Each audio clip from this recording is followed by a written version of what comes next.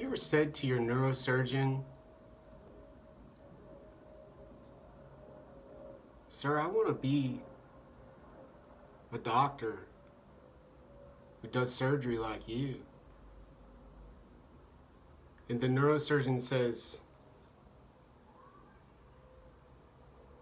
"You can always go read journals."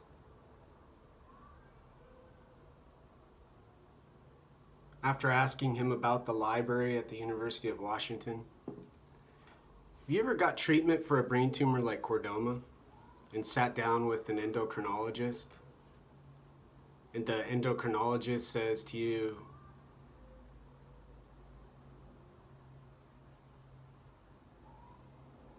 "Gosh darn, I think you might need some psychiatric medication. You seem to be out of sorts." But they're from Canada, and they say on their biography, on their medical website, where you can find out who's treating you at the University of Washington Hospital. And they look, and they stare, and their attention goes sharper and more concentrated than the most focused United States military servicemen saluting with a messed up pinky that won't go straight, but has the courage enough to continue the progress of the behavior.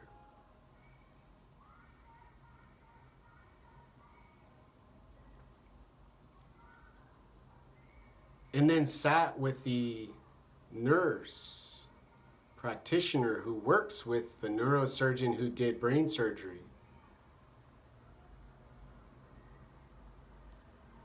who's a woman.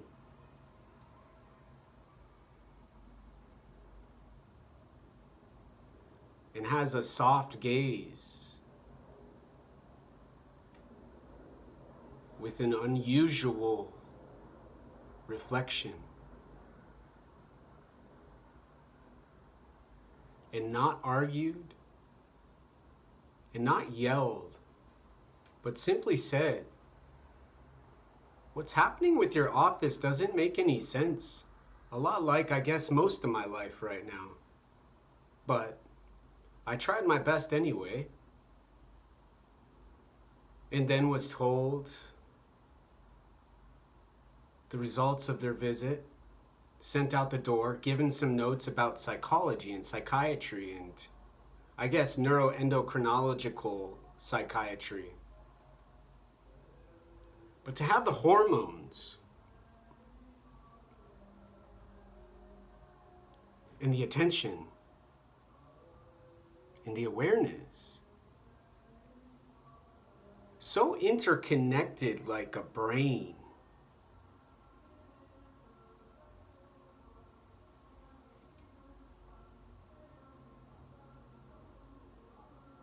it worries me about this engineering that I'm trying to accomplish, and how the bully next door and the bully all around in Seattle, Washington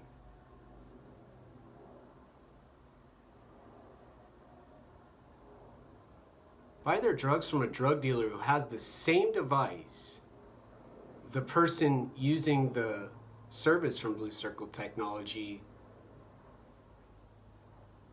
would also have. And then you have fraud. And then you have similar problems as you have now with people getting books and picking and doing martial arts and doing the same habit as my neuroendocrinologist did, or my endocrinologist, if that's what his official title is, Dr. Vise, did with me. Ignoring awareness, ignoring the weirdness at their front desk, going in for the appointment. The strange woman at the elevator who won't let me be silent on my way to my appointment. When I was wearing my Tibetan vest, coming from who knows where, maybe the health sciences learning part of the University of Washington Hospital, but nonetheless did not give the silence. Any patient should be allowed when they're going to somewhere that, especially for a child, might be disrupting.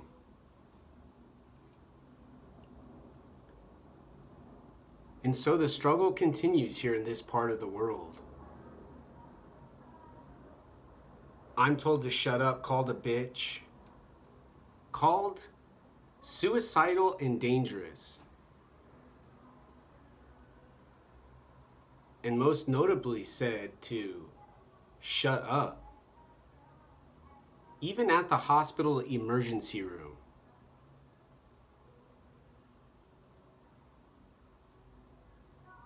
When I was confused,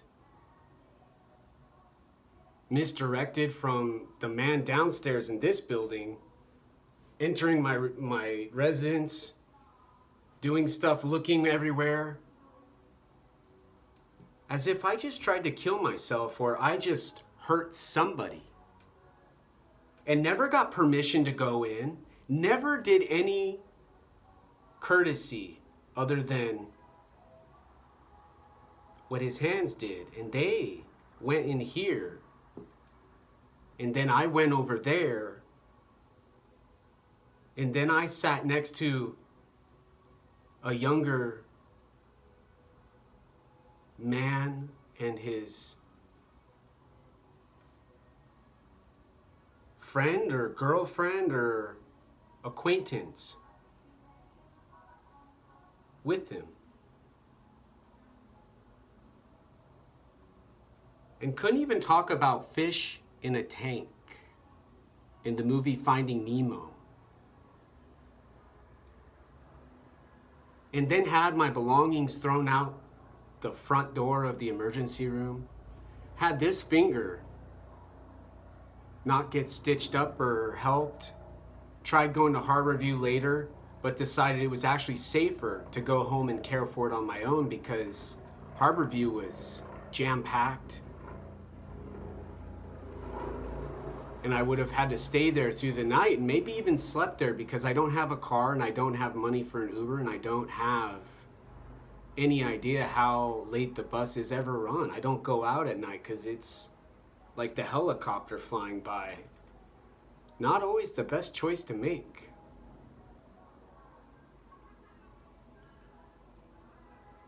And what all of this gets down to is, why can't I just say what I'm saying in one video so the person over here doesn't hear me, so the person over there doesn't hear me, so the people outside aren't disrupted by my activities? Or especially the drug addicts who want a slow, steady, and hysterical pace. Or else they freak out.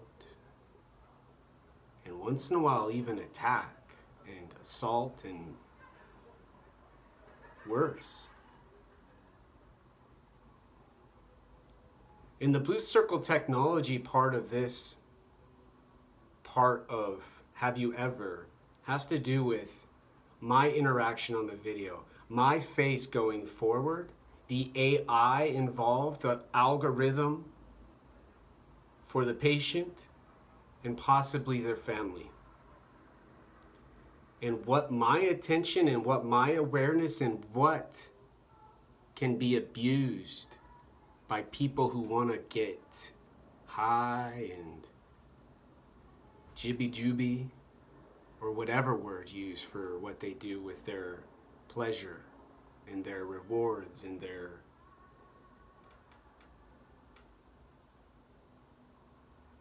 nastiness. But slowly, but surely, but inevitably,